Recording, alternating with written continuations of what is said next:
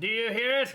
That's the sound of our latest science game with, of course, Scotland. Bonnie Scotland, my dad's home. There's some family ties for me going on this one. But we're playing a Deity game. We're playing for science. We're playing on the Highlands map. Again, akin to Scotland. And hopefully we'll find some mountains. Speaking of, there's already some mountains over here. And a few mountains around Wolin, which is a very early first meet for a city-state, so that's not too bad. I'm quite liking the initial start that we have going. We're next to a river, so we'll be able to make an aqueduct off it. We have a pretty decent location for a harbor and a campus and whatnot. We'll be able to have a good industrial zone because it's buffed by our aqueduct, and we have a river adjacency with the harbor adjacency as well for the commercial hub. So not looking too bad. We're going to have to try and find where our allies and other civilizations are. But yeah, we're going to be using all the same usual settings, online speed and monopolies corporations and tech civic shuffle and all that sort of stuff, all that goodness. 3 different prong start, which is interesting. We're going to try and find astrology early on. But hopefully we can enjoy this game together. Alright, let's kick off with talking about Robert the Bruce's kit, shall we? We start with Bannockburn. Can declare a war of liberation after gaining the defensive tactics civic. Is that the one where if a war is boosted by having someone declare a war on you? I think it's in the classical era, so that's quite early. Plus 100% production and plus 2 movement for the first turns after declaring a war of liberation. Great, but I don't declare wars. I think you saw in the Tomire's video, which thank you for all the support for that one. I think it's the most supported video yet. How little I understand or enjoy the military side of this game. Scottish Enlightenment. Happy cities receive an additional plus 5% science. We're going for that. And plus 5% production. Happy cities generate plus 1 great scientist point per campus and plus 1 great engineer point per industrial zone. Plus ecstatic cities double all of these amounts. I mean, that is pretty nuts right there. How easily we're gonna actively be able to satiate our citizens is another matter. But if it's possible, that is a lot of percentage modifiers, a lot of great people points, and everything is angled towards a science victory. So it's very, very nice. Highlander. Scottish unique industrial era unit that replaces the Ranger, so it's a scout-based unit. Plus 5 combat strength bonus when fighting in hill and forest terrain. Okay, so it's terrain-based. Fair enough. Golf course unlocks the builder ability to construct a golf course, unique to Scotland, of course, because golf is, I believe, originated from Scotland. Plus 2 amenities and plus 2 gold, plus 1 culture if adjacent to a city centre district, and plus 1 culture if adjacent to an entertainment complex district, which obviously is encouraged further because, you know, you're expected to build a bunch of these entertainment-based districts. Additional tourism and housing as you advance through the civics and technology tree cannot be placed on desert or desert hills because Scotland, obviously in real life, doesn't have any of that. 1 per city, kind of like Canada's ice rinks. Tiles with golf courses cannot be swapped. Plus 1 appeal. So it's very nice, and it's also very synergetic, and it helps buff the culture. It's a pretty cool package overall, but it's going to be concerning trying to,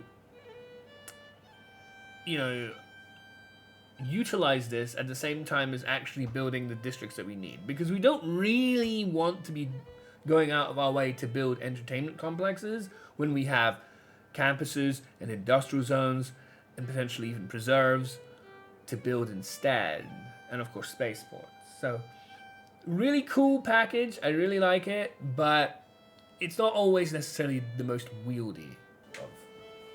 Just a few turns in now, and we can already see that we're going to make a wonderful campus for this city. We were initially thinking of maybe putting it here just to complete the triangle, but to be honest, let's have a holy site there. We don't really care that much about our faith economy. But this, with both a geothermal fissure for plus 2 and 3 mountains, is a whopping plus 5 campus site already, which is pretty nuts. We haven't progressed the game too much, but we've already found our second city-state and started exploring over to the east, where there's quite a bit of land to have a look at. Not so much in the way of coast, but enough of like a lake and a river to place a couple of cities down and maybe progress further along this direction. We also need to go explore here and see what potential lies over there as well. Okay, well, as you can see, we have indeed made our second city, Aberdeen, over to the east. And we will indeed make another 4+ adjacency campus with these two mountain ridge and the wonderful geothermal fissure in them, between them. So that's very much looking forward to. There's also the potential for another 4 adjacency campus in the middle of here and all these mountains, a huge ridge over here, so that's really helpful.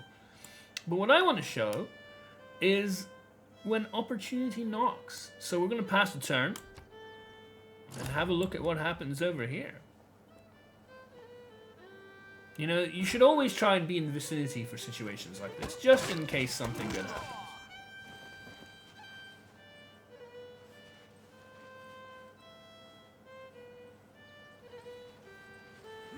Fortunately, we're on the other side of the river, so we're relatively protected from any incoming attacks. And these spearmen foolishly run themselves into the city-state's unit.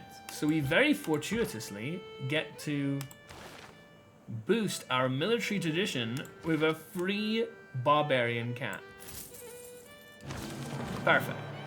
And we get +3 year score for doing so. You know?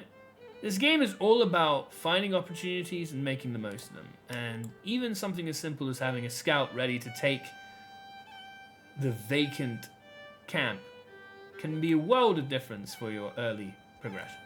Well, we've come at a crossroads. I don't often take this opportunity, but I am enjoying the content that I'm making. I want you to enjoy it too. So let's up the stakes, shall we? We found quite a few people, you know, Mongolia, Pachacudi, Inca, Australia, Nubia, but Nubia have decided to give me this opportunity to take a free settler. They do have free movement archers, which is incredibly dangerous. So if they wanted, they could probably catch me up, but at the same time, I want to see where this goes, so that's what we do. We declare war.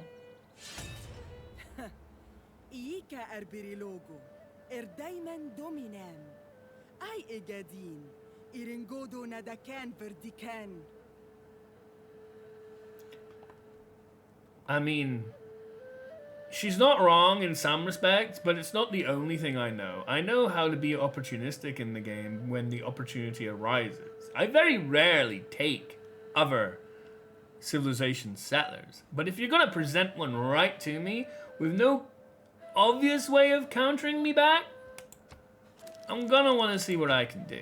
So that is the name of the game after all.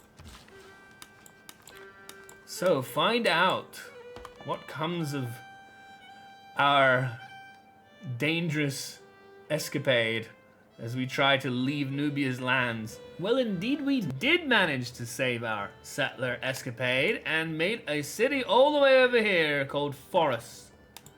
And the loyalty pressure isn't too bad. We are at full loyalty. We have quite a bit of land to work with. There's so much land in this game, it's kind of crazy. Found Caguana. We've also found literally every other civilization now.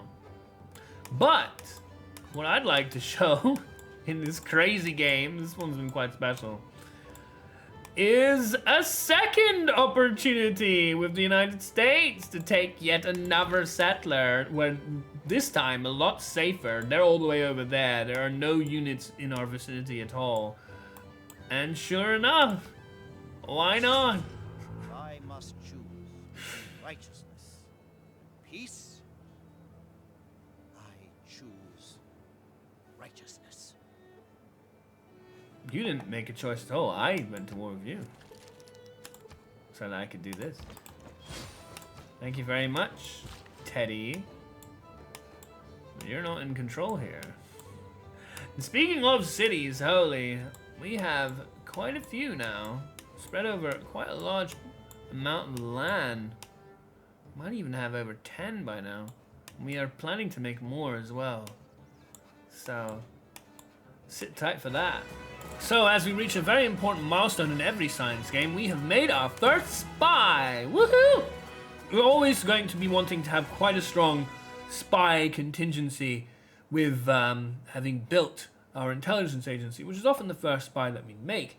That, of course, both increases our spy capacity, gives us a spy, and is really helpful for spy operations as well. So, what we need to do is level up our spies, but at the same time look to try and generate those science tech boosts, because that is far more powerful for us in the science game than necessarily a little bit of money.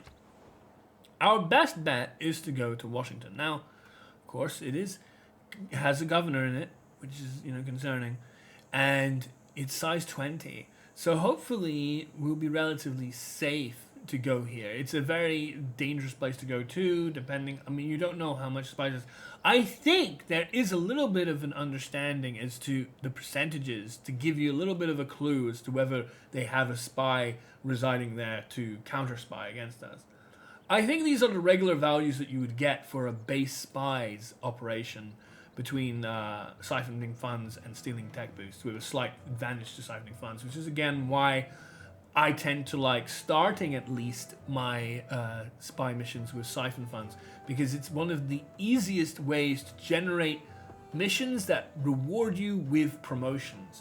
Notice that not every single, I don't think Foment Ernest is one of those, not every single mission, and certainly not gain sources or listening post, will give you that promo that you're looking to buff your spy strength up so that they can be more resolute and able to do more missions in the future.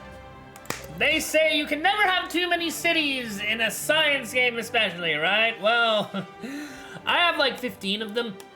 I definitely tried making as many as I possibly could, but to be honest with you, it's a really big misnomer. There's so much land. I've said this plenty of times before already, that I could potentially settle. Look at all this! Look at all this land. Look at this amazing wonder over here. I could just, like, have an amazing holy site or something, I'm not even touching this Upsuner Hollow. Like, there's just too much. Because at the end of the day, you don't win Civ games by having more cities than everybody else. That's not a win con.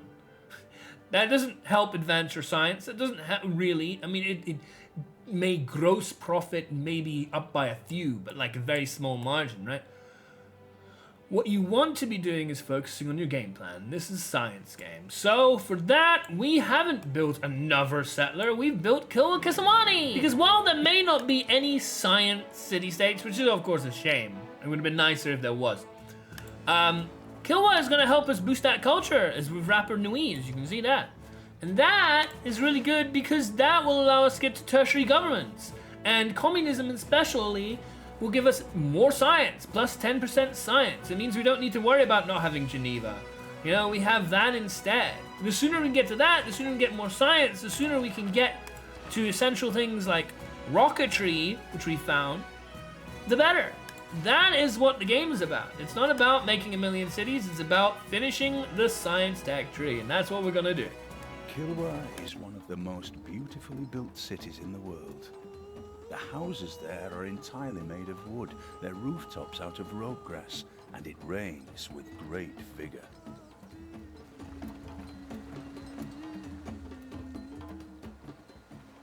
There is our Kilwa Klassik there to help us boost the yields that we need to get over the line. So towards the end of the game now, and especially in a science game, one of the most powerful things you can do is make sure you acquire the most powerful great people.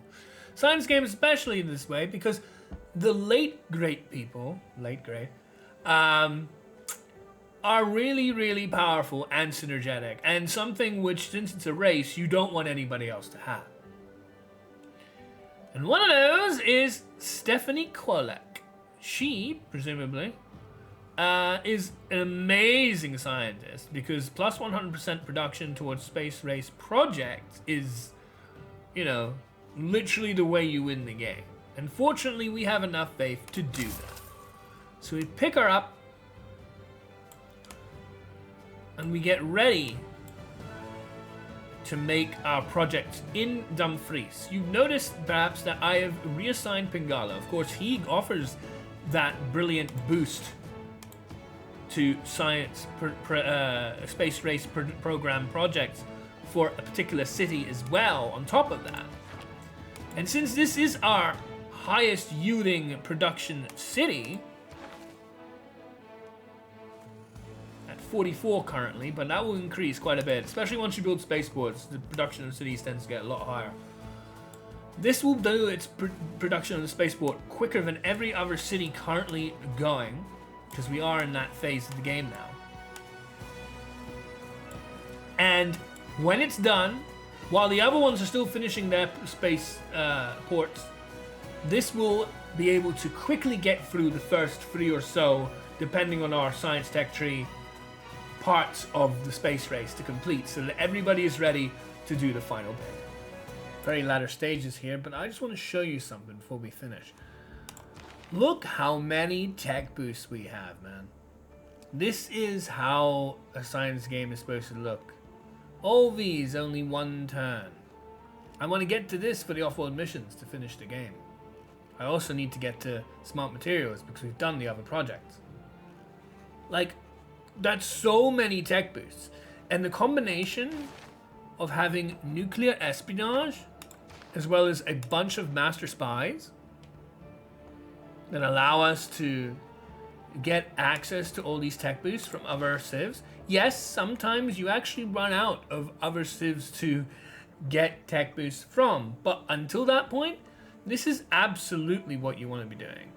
So I like the way it shows in this particular game, in this tree, just how many tech boosts you can get and how much quicker you can make traveling through the latter stages of what is arguably quite a difficult part of the game to walk through if you use the right tools at your disposal. Well, there it is. We have done it. You can see here that we are moving at 11 light years per turn. This is partly because we have so many cities with so many spaceports. And with synthetic technocracy, we have power distributed to all cities. So we don't actually need to be doing any sort of industrial logistics projects. However, there isn't really anything else to do. It's the end of the game, so you might as well. This is why it's nice to have synthetic technocracy, but it's by no means an essentiality, you know. It also is why you don't really need to worry about aluminium either, like, because you're just ending the game at that point. You don't need to be doing more than 1 project per city. If you have enough cities, enough spaceports, you're good. And as we end the turn, we will have established our mission to Mars and have succeeded in our game. Much as our ancestors did ages ago, we thrust forward into the unknown. The first pioneers set forth on an uneasy course. And yet once again did our people thrive. Now, under your leadership, we plot a new course and make another world our own.